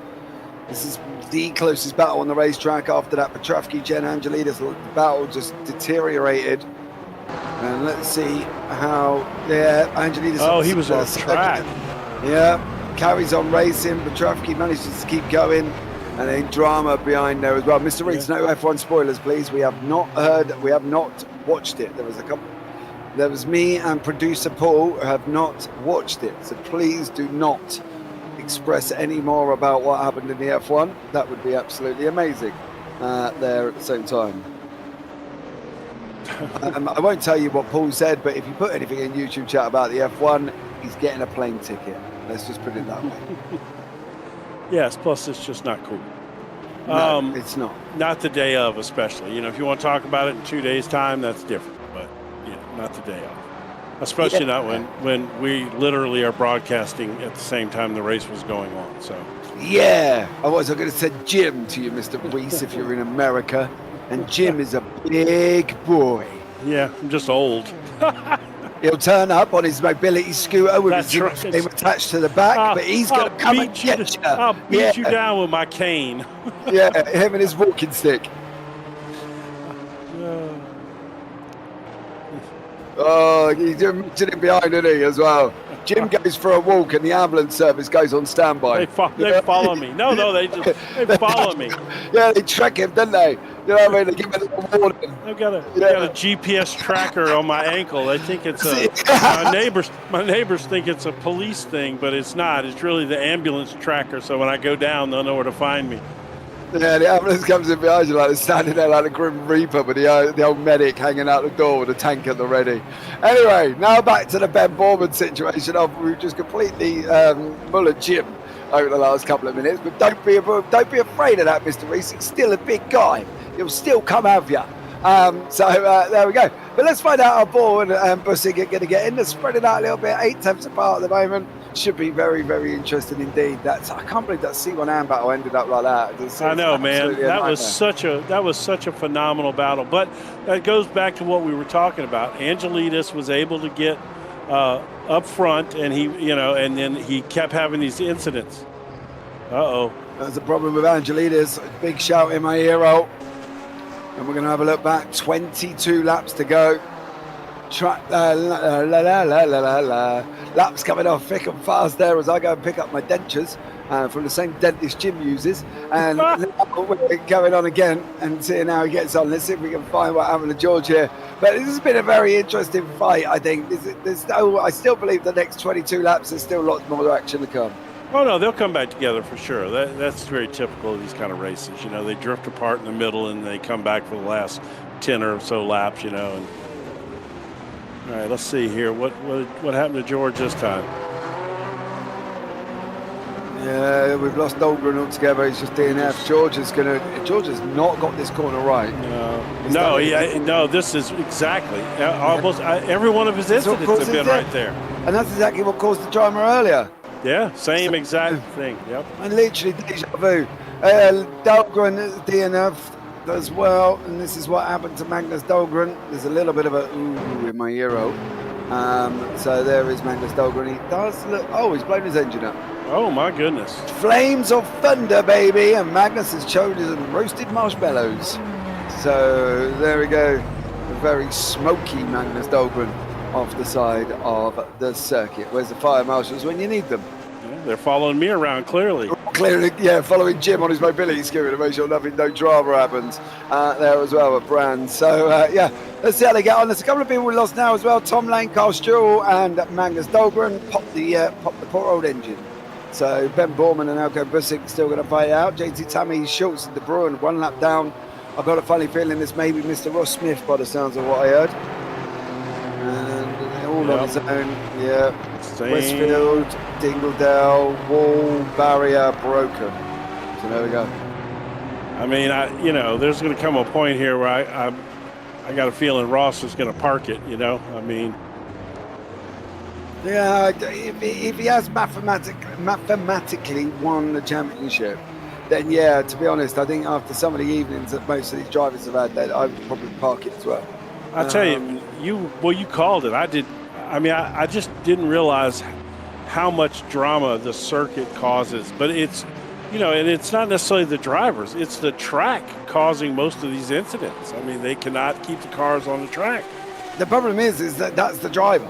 The circuit is what it is. It's been the same stationary circuit for years.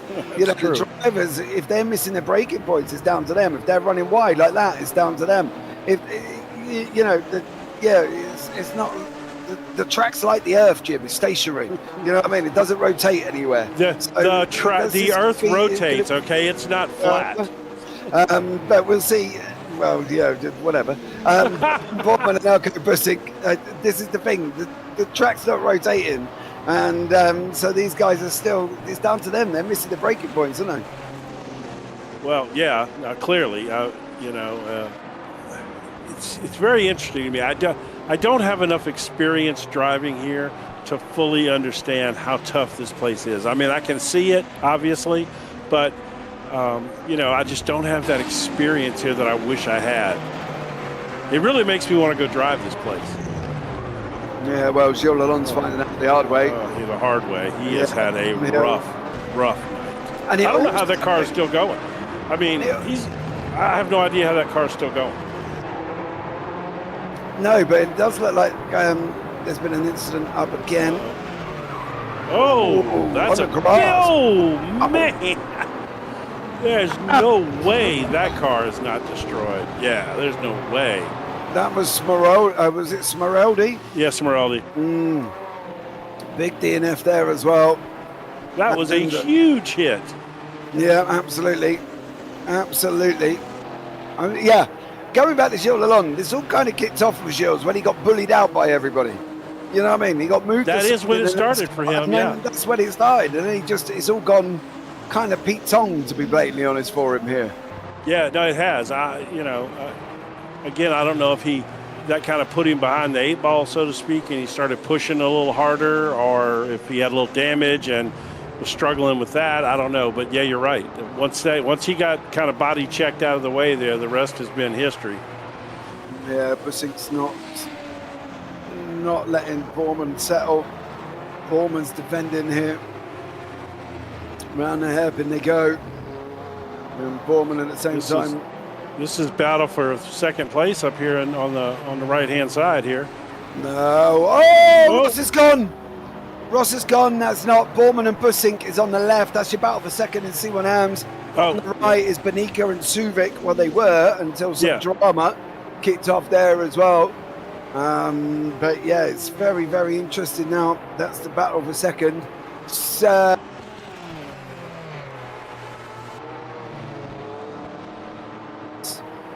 Scott's there. Jim, you should try it. Looks easy, but it really is fast and dangerous around there.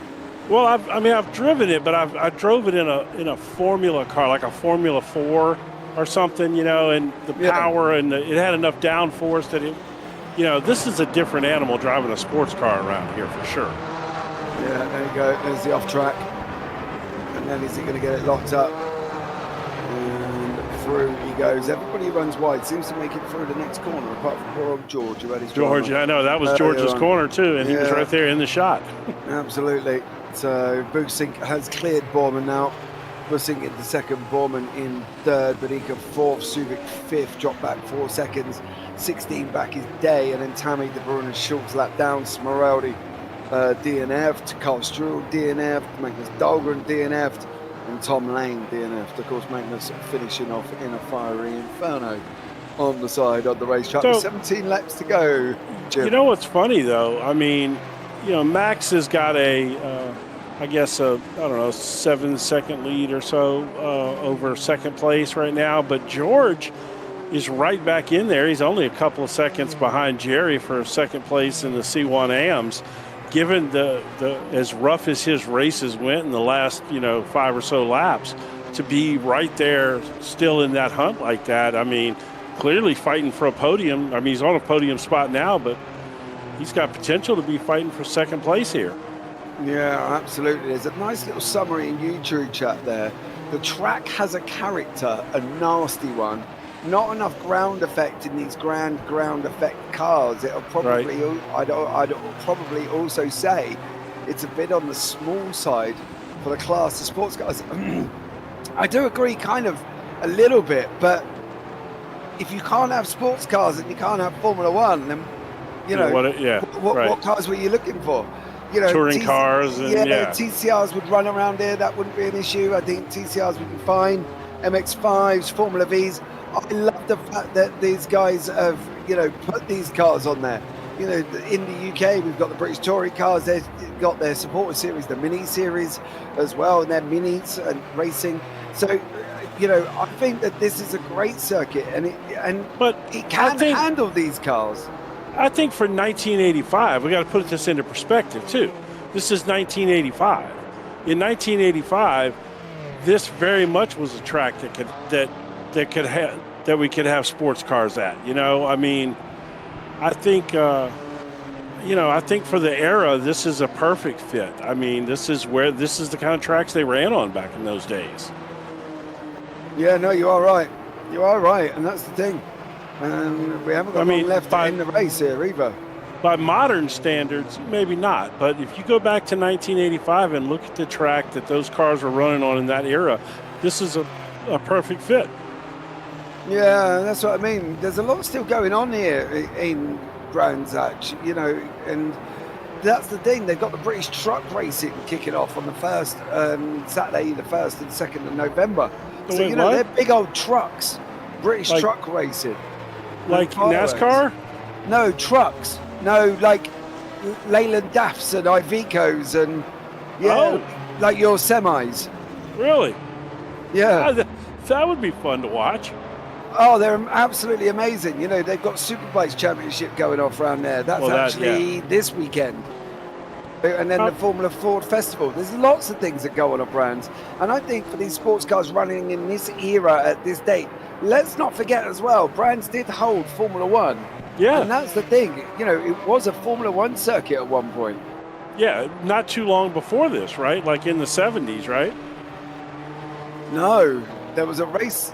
80s, yeah. Oh, okay. All right. So I'll try and find the exact date, but up until the 80s. So during this time period, then. Okay.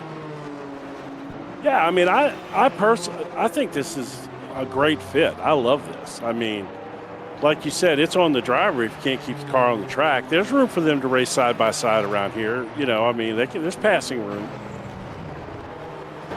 I wouldn't expect that this. Well, he has had a rough night. Walter, man, that's a. Out of the way. There you go. That's the proper way to back up, not into traffic. Yeah, that's the thing. They've got to try. That's it at the end of the day. F1 Brands 86. There you go. 86. So a year after this. The year after this, there was racing, and that's the thing. This circuit, I'd love to see F1 here.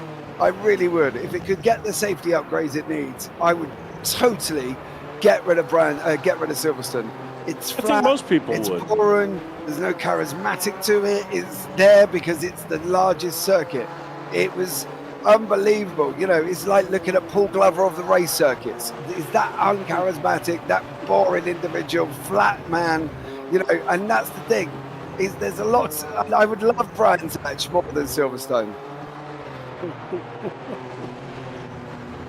Oh my goodness. It all went downhill from there, didn't it? Yeah, Angelina's is catching up. Yeah, Angelina's catching up with Jerry Chen, yeah. Yeah, F1 was at Brands Hatch, last ran in Brands Hatch in 86, but it had run between 64 and 1986. And IndyCar was at Brands Hatch, yes, as well. Yeah, I knew that. I knew IndyCar. I knew IndyCar because there's a separate, it's an Indy circuit, and then there was the Grand Prix circuit. They're different. You would not run IndyCar at Indy circuit, dude. They would do lots of laps.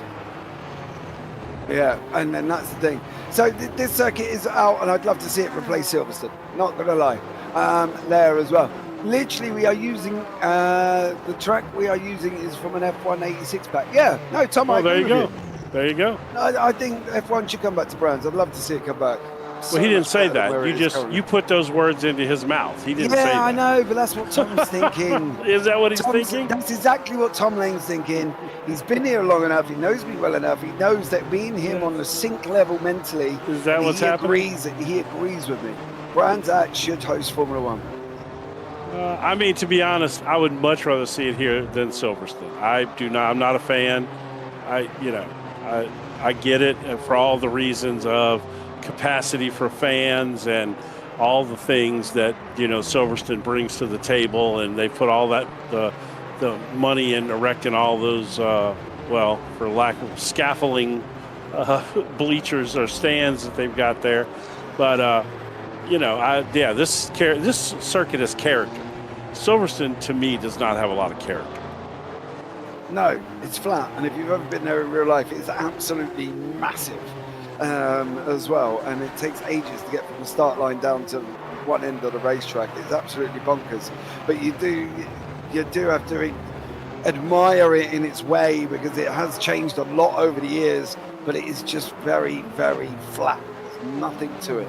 But yeah, as you say, the character of it, the capacity, the safety being a big one, is why it's there, because it is a grade 1 circuit. So fair play to them for holding it, but please, Brand, spend the blinking money. Come on in this week, don't be tight. So back to the track here, we were really starting to have us another three-way battle again for the lead in the C1 AMs, but we've had some lap traffic pop in there, and George has slipped back just a little bit. He's not very far back, but we had them all within a second of each other again, but now they've kind of drifted apart. But they're coming back together again. We're going to see a top 3 battle here again, like we were witnessing earlier. It's just going to take a few laps to get them back together, and they're going to have to get that lap traffic. I say lap traffic, the faster cars that are going by them. Yeah, traffic. It's got Herlock tucked in right behind him. Chen's dropped back 2.2. There's JT Tammy separating Chen. And unfortunately for Trafke, you got Walter de Bruyn is in there in between. There's a lot of people coming in at the moment. There's Herlock goes through. There's JT Tammy. There's one more to come, and I believe that might be de Bruyn at the background. Is it? I think. De Bruyn is further back. Then you got I'm still trying to figure out these guys' names with their paint schemes. Well, my Jim's trying to figure that out. I'm struggling. We'll just talk about it here at the same time. But yeah, should be interesting to see how these goes. We've got 10 laps to go, so not long at all. Teetering around the 1 minute 20s. We've just had a 19.9 and 19.6 put on the board. That's the fastest laps of Eduardo Benica and Elko Bussing. Everybody else teetering in around 21 to 20. I'd be interested to know what the fuel situation is going to be like, and how close some of these people are going to get to that situation, and whether or not they are going to have to save. But Petrafsky has got all three together now. Yeah, Angelidis is back once again as well. Yeah, here it's going to shape up. It gets me, man, how the rear ends hang out on these cars. These guys are really good at driving loose race cars. There you go. Talk about driving loose race cars. Angelidis as well. Elko Bussing's closed in on Danny Herlock, 1.2 seconds in closing. And it's closing quite quick here.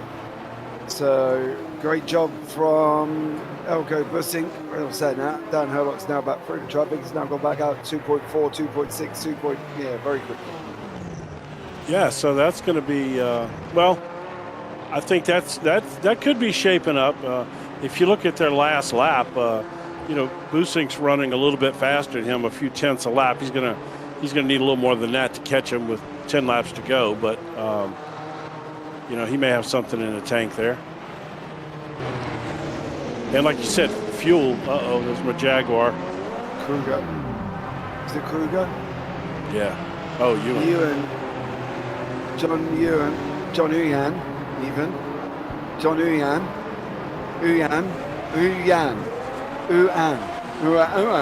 Oh, look at Ross. Ross is four-wheel driving back there. I'm trying to teach Paul, the producer, how to say his name properly. Once again, John Uyan is there as well. Poor old Ross is his own driver, isn't he? Ross is, he's decided to go rally driving apparently today, and here he goes again. Yeah, I'm surprised he ain't just gave up. Parked it. I know. Yeah, literally there. Bruin also on his drama down into turn number 1. It's going to be running wide there. Big slide. Oh no, it caught. Slide, snap. And he manages to hold on to it. So fair play to Bruin.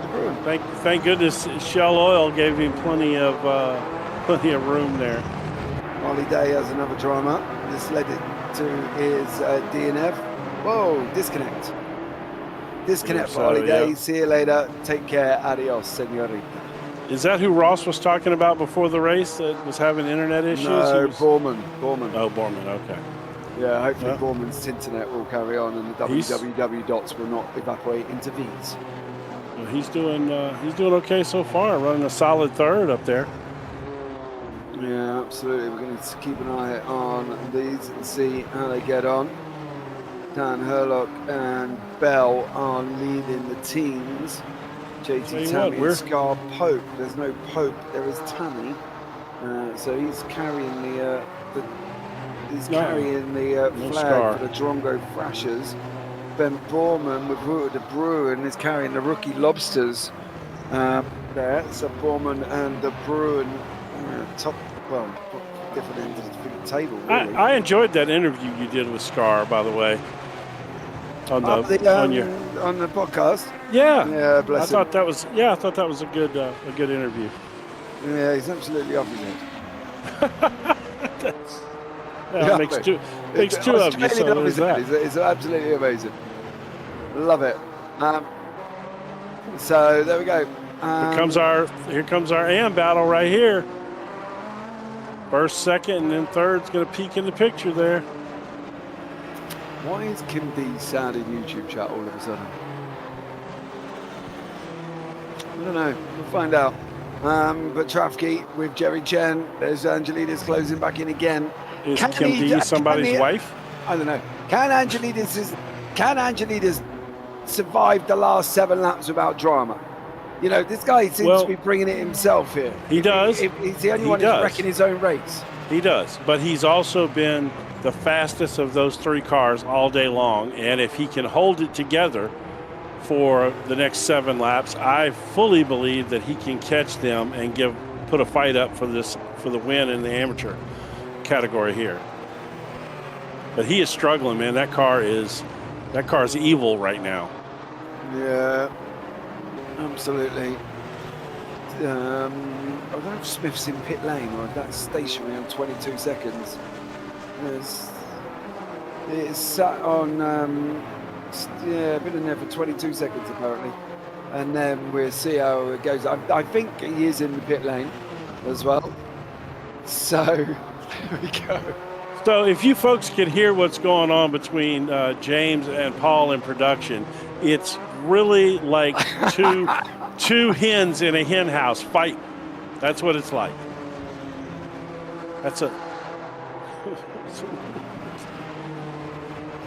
There we go.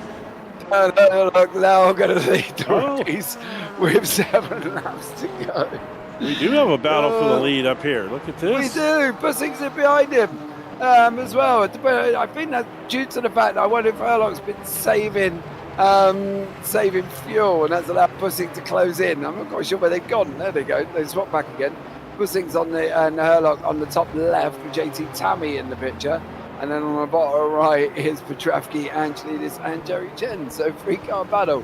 So there we go on that one. Kim D was a reaction to Day's disconnect. Oh, sad times. Oh. As Herlock now still managing to have a good old scrap with Elko Bussing closing in behind him. That would make sense if she has a last initial D. It's probably.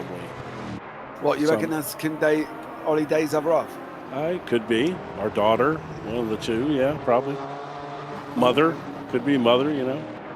We'll get that. Probably not, no. Milkman, delivery driver. Oh, we got a battle for the lead down here on the bottom screen. And look, George is on the top as well. Herlock got a little bit loose. George is sticking his nose in there. Angelidis having a good old go. There is Petrovsky. Sister, actually, so you got it wrong, Jim. I did. I covered everybody but the sibling. There. Never mind. This way she goes back, it tells you they're actually twins. That's what makes it even worse on that one. But Jerry Chen having a good old battle. He's trying to keep George Angelidis out of his rear end here.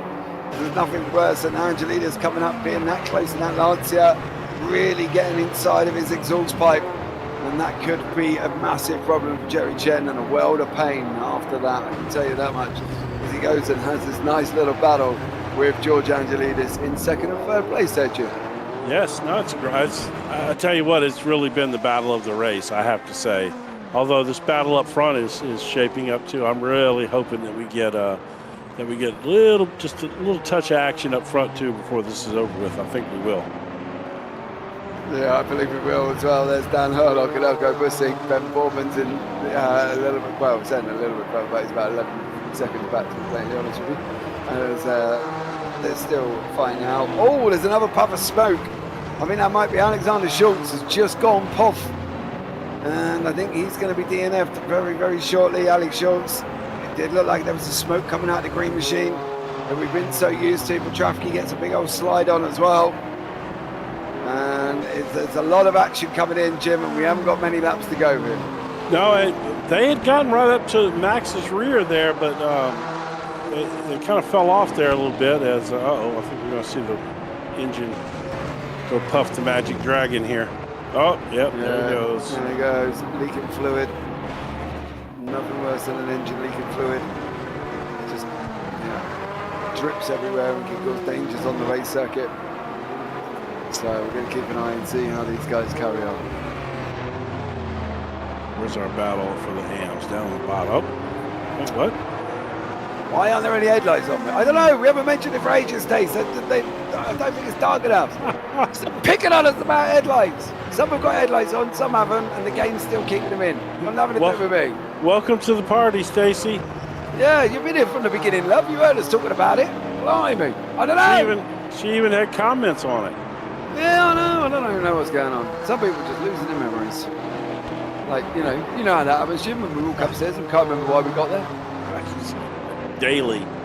Yeah, dude, I walk up and go, why did I get up here again? What am I doing? Sam, you guy, I forgot how crazy time it was, power and safety-wise. I agree, it should be a very thrilling ride here with these. I agree. I think you're also right. There's a couple of others. I'm loving this, man. I tell you what, this is this is a great combination. These cars and this track, this has been fantastic. It really has.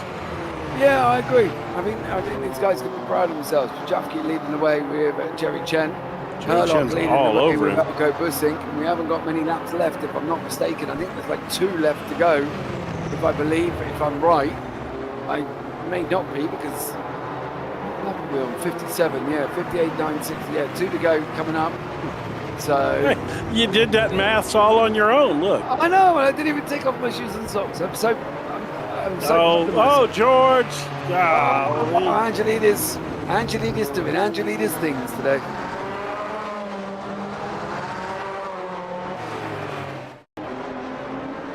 Well, we'll keep an eye out. Well, but the first and second battle though was still there though, because Jerry's only a half a second behind Max. Yeah, they're still taking shape on that bottom right-hand corner. You can see Petrovsky leading the way with Chen.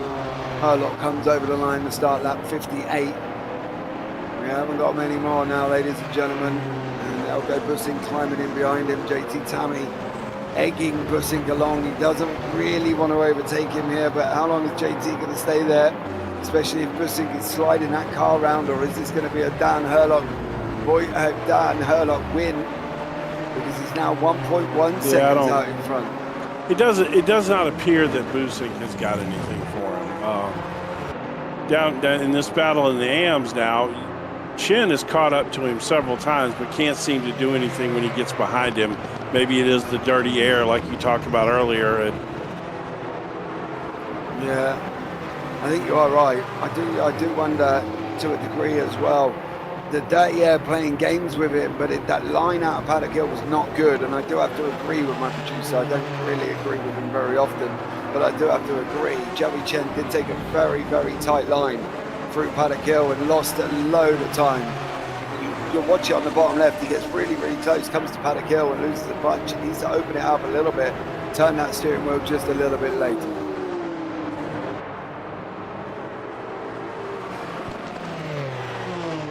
I tell you what, that's a great shot. Those cars come flying up, down, and then up that hill right there.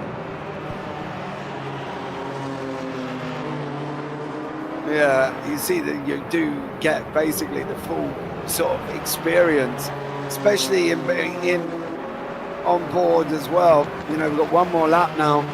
Dan Herlock has got one more lap to go after this. Yeah, he should be nearly coming up over the line then. And there he goes. Look at that, lap 59. Dan Herlock just go on the run from Cooper to Surtees. And these guys coming over the line now as well. So not long left at all. No, I'm sure that Chen's going to make one more lunge at him if he can. Oh, dude, he's going to come in like a 747 aeroplane, isn't he? Did it? He got through there better this time, though. He actually closed up a little bit on him there. That's his best. That's the best lap he's come out of there in the past few through Paddock Hill. He's right on him now. Yeah, no, he is closing in on him now. Keeping an eye on Dan Herlock's going to come and start the final lap of the race. Bussing is all over him. He's not. I don't think he's close enough. I think Herlock is 7 tenths. Ain't going to make. Yeah. He's not. He's back now, coming over the line, starting the final lap of the race. Dan Herlock has got literally 2.614 miles, 4.207 kilometers, 12 turns, give or take. It depends if you want to include the kinks. I'm not American, so no, I won't include them here out of Brands Hatch. And now it's all about Dan Herlock. He needs that back marker out of the way. Bussing is closing in. Petrafsky just coming over the line to start his final lap of the race as well. He's got Jerry Chen. He's not going. I don't think Chen's even close enough. And watch Chen down in the bottom right hand corner going down into turn one. He tightens this one up. Like, absolutely, there you go. And unfortunately for him, loses a bunch of time. So nice, interesting fight now with Dan Herlock and Elko Bussing on the final lap of the race. Yeah, you're right. Looks like the amateur battle kind of faded out there. Bussing's going to give him one last charge here. He got within 2 or 3 tenths there for a minute.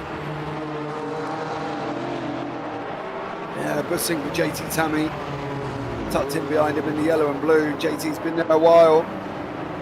This is it now. Dan Herlock, final lap, final corner. I don't think there's a challenge coming from Bussing. No. Herlock's going to come over the line. 60 laps down the drain. He's a winner, chicken there. Oh, he's going to finish. He's jumping back. Takes the victory here as well. Elko Bussing up the side of the circuit on the final lap. Now we're going to bring up the battle in the bottom right-hand corner. We've been following this the whole race. C1 AMS, Maximilian Petrafsky, Jerry Chen. Chen coming earlier like a FedEx 747. Didn't go by post, he sent it that hard here as well, and unfortunately he's now ended up in second, but it does look like Petrafsky. One more corner, there's Jerry Chen, he's looking for the exit, but it is going to be Maximilian Petrafsky. He takes home a chicken dinner winner as well. Over the line he goes in the C1 AMS, and John Huyan, as we can see, is going to win the C1 Pro AMS. He's 4 laps ahead of Ross Smith. So a great fight from all of them. But a nice run from Dan Herlock and John Huyan and Maximilian Petrafsky. Still love the sound of that Jaguar every time it comes on screen. That thing sounds phenomenal. Yeah, absolutely. Nothing like a good old jag fight. And done an absolutely stellar job there. Oh, does look amazing. Comes over the line, John Huyan wraps up the Pro-Am, C1 Pro-Am win. And he's another winner here as well. So great job from him. Interesting one there, Jim. I don't know. He had a bit. Oh, hello. There's stairs there. That's the way to look at the grandstand. The crowd really cleared out quick here, huh? This section here. Final lap, they're off, son. They don't wait. They don't wait at all. You know what I mean? They're gone. But listen, what do we reckon? There was a lot of things that could have gone wrong there, and there's a lot of championship, in connotations as well. With Eduardo Bonica down in second, he finished ahead of JT Tammy, mind you, who's sitting in third. But they all lost to Dan Herlog. Here are the results of your race this evening. Now, nope, in a minute. Maybe. There we go. Dan Herlog is your winner of the C1 Pros with Elko Bussing in second, Ben Borman in third, Eduardo Bonica in fourth. Then you got Timon Suvic, JT Tammy, Wouter de Bruin, Alexander Schultz, Ollie Day, and Alessandro Smeraldi, who did not finish and DNF'd, of course. Magnus Dahlgren DNF'd, and Tom Lane also DNF'd on that one.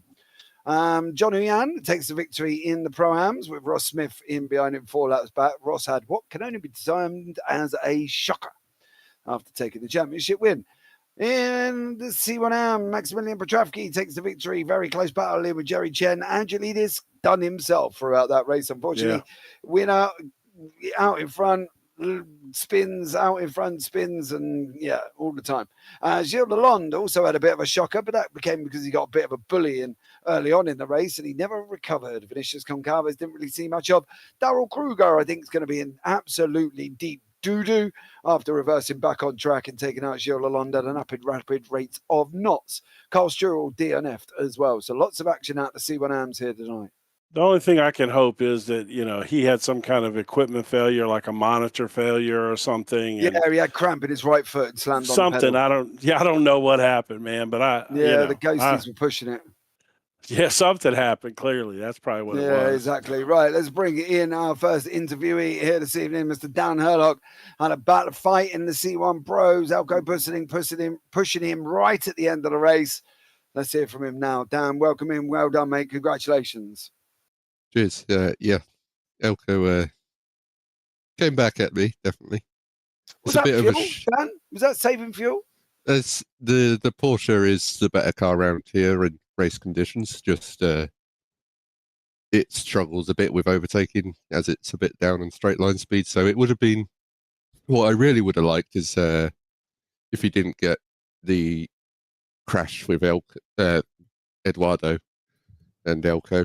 That way we would have had maybe, if I could have held on, we would have had nearly 50 laps, 47, something like that, of just him tailing me the entire time. Yeah, I think that's one of the things, though, isn't it? But that was expected at Brands, I think, Dan, as well. Listen, for you, championship, more points on the championship, going in with a couple of rounds to go. Do you think you can wrap this one up?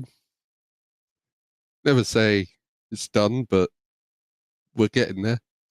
Oh, Dan, there's like an air of confidence, but an air of apprehension as well. I like it, Dan. I like it. You're teasing everyone at home, buddy. He has confidence, but I have splinters in the bum. I see how it is. Yeah, exactly. Don't you? I'm going to get to you in a minute, Mr. Shocker. Don't you worry about it. But yeah, great racing overall, Dan. Well done. Congratulations. Anyone you want to shout out before we let you go? Just guys in Discord keeping it fun while I was just tyre saving for most of the race. But good racing with Elko and Tony as well for the livery that was done I think it was Hockenheim. So yeah, that's it. All right, mate. Awesome job. Well done, buddy. Catch up with you soon. Thank you. Now, ladies and gentlemen, you did hear a voice of Ross Smith, but unfortunately Ross didn't get on the podium, so he doesn't get an interview. But we're going to have a chat with the... He finished second in class. He finished second. There's only 2 of you, Ross. Don't, you know what I mean? Don't big it up, son. That's a technicality. Yeah. It's 4 laps down as well. Right, anyway, listen, let's have a chat with a real winner, Mr. Maximilian Petrovsky, who takes the win in the C1 Arms. I'll tell you what, though, right? I reckon Max has lost about 15 stone in sweat here because he was having a right old battle with Jerry Chen and Mr. George Angelidis. Max, welcome in, bud. Congratulations. Thank you very much. How's it going, dude? You sitting in a wet patch? No, not really. Actually, it's pretty cold here. So. And where are you? Where are you? I'm in Germany. Oh, blinking freezing. That's why he ain't sweating, boys and girls. Don't you worry about it. Listen, Max, that was a right old little ding dong. If you three were prize fighters, you would have had broken noses. You were all hitting each other that close. Yeah, it was a bit of a. It wasn't a very clean race, I have to say that. I collided once with George, and I'm not sure whose fault that was. He was off the track, I was going into a corner, and he was, I don't know what it was, but in the end, I had to turn on even the qualifying boost for a final lap to keep Jerry behind, so it was very close. I can tell you now, though, Max, that incident caused Ross to go into him. Jerry Chen went into him. Alexander Schultz. Yeah, there was about a 4-car pile-up. You were the only one I might like to point out, though, Max, who made it through cleanly. Oh, man. It wasn't your fault. It wasn't your fault. We didn't, More than likely not. But listen, Max, where do you reckon? Do you reckon you can get third in the championship? Peter Meyer weren't here again this week. You're 70 points back. You've just taken a win. Can you get Peter Meyer in the championship, you reckon? I'm not so sure. Meyer is if he comes back, so if he attends again, it's probably going to be.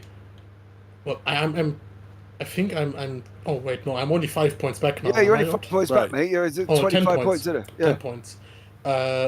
You get 20 points for winning. So yeah, I'm only 10 points. Yeah, if he doesn't show up again, then it's guaranteed, basically. But well, yeah, if he ain't here, Max, he ain't going to race your track, is he? No, can you get him on the race circuit, Max? Can you have him on the racetrack? Probably. Meyer is really, really fast on certain tracks, but on others he's really, really slow. So I'm not sure what exactly that is, but he's a bit inconsistent. Sound like the gauntlet's been dropped. Yeah, dude, consistency. Then we'll see how it goes. Max, listen, pleasure to talk to you, buddy. Anyone you want to shout out before we let you go? Yeah, George for I guess keeping the rest of the guys behind me at that point. Dude, if George threw it away all in his own, bro. He had a bad one. He would get out in front, then he'd spin, get out in front, then he'd spin, get chasing, and then he'd spin. Yeah, he had a bit of a shocker. So there we go. But he still got a podium. Yeah. I think, wasn't it George? It was me, then Jerry, and then George, right? Yeah, it was. Yeah, you then Jerry then George. So yeah, that way. Yeah, I think I'm officially out of running for the championship now. Yeah, I think we'll let the mathematicians do that, though, Max. I haven't got enough time to take my shoes and socks off and work it all out for you. Yep. Listen, dude, take care. Have a good one, and we'll catch up with you soon. Thank you very much. Have a good one. Thank you.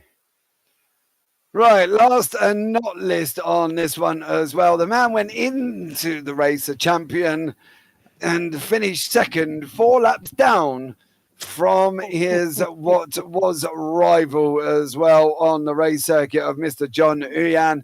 But he is still the champion despite what can only be classed as more spins than Kyler Minogue in a video. But let's have a chat with him now. Mr. Ross Smith. Ross, how are you? Dizzy, I guess, if I'm spinning like Kyler. It was rough, yeah, it was not a great run. I mean, I kind of knew that it was going to be not so great. So I was trying to just lay back and be sort of just consistent. And the car, just the balance went completely sideways. And I seemed to find every wreck on the track. I don't know why I got so lucky, but they were all right there. I was kind of enjoying just laying back after the spin out of Druids and it ripped the front splitter off. I mean, I was pretty much down and out at that point. So once George and Jerry came around, I'm like, oh, well, this would be fun to watch. So I tried to stay behind all that and enjoy the show, and then ended up part of it. But yeah, as Max was saying, it did, it just unfolded that way. But as you saw, it was a pretty wild race. There was a lot of stress on the tires that led to many sketchy moments, and it all came down to who could be the most consistent in the end. Yeah, and unfortunately, it was a bit of a rough one. But there we go. Ross, going into where are we going? Fuji next. Are you going to be there, or are you going to sit back and relax? You don't have to turn up, do you? No, I'll be there. I mean, I like to be parts of the races. I mean, today was a bit rough just out of the gate, so I wasn't as worried about it, and that's why I ended up stepping away and taking care of some business on the side here. But yeah, the next two they should be good ones. I was hoping that Ben Borman might finish up the track that he was working on that actually ran at the end of the season, because the one at Sandown was actually in '86. But that was at the time the only one we had. So fingers crossed that he might be able to pull it out. And we go to what track is Bin Salam. I can't remember the exact name of it. It's the one in Malaysia that they ran basically once. It's a cool little track. It has kind of characteristics of like maybe even a Brands Hatch. Slightly bent corners in places. It just kind of undulates around a little bit, not quite as much. But it's still very interesting. Nobody else has really run it anywhere, so it'd be great if we could do it. If not, Sandown's a great track too. Get your malaria vaccinations if you get. Yeah, mid 80s, and that sounds like malaria there all day. Yeah, it's going to be an interesting one. Ross, anyone you want to shout out before we let you go, bud? Well, props to John for showing the jack and making. I think he finished 7th overall, so he was able to stay consistent despite some of the detractors of it. A lot of people abandoning ship, thinking that it wasn't very fast, and he showed that it can be consistent in the right hands. So, sounds amazing, by the way. Yeah, it's a great little V12. It's any of the ones that have a V12. Aston Martin in the modern series with the Valkyries streamer in there. And I will say that when we come up on the next historic, there will be another V12. So we'll have a little bit more ear candy for all those watching.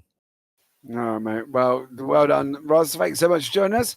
And we're going to let you go now as well. Final words from you, Jim, before we wrap this one up. What are your reckon of brands? Oh, I loved it. Like I said, I thought that this car track combo was perfect for the era.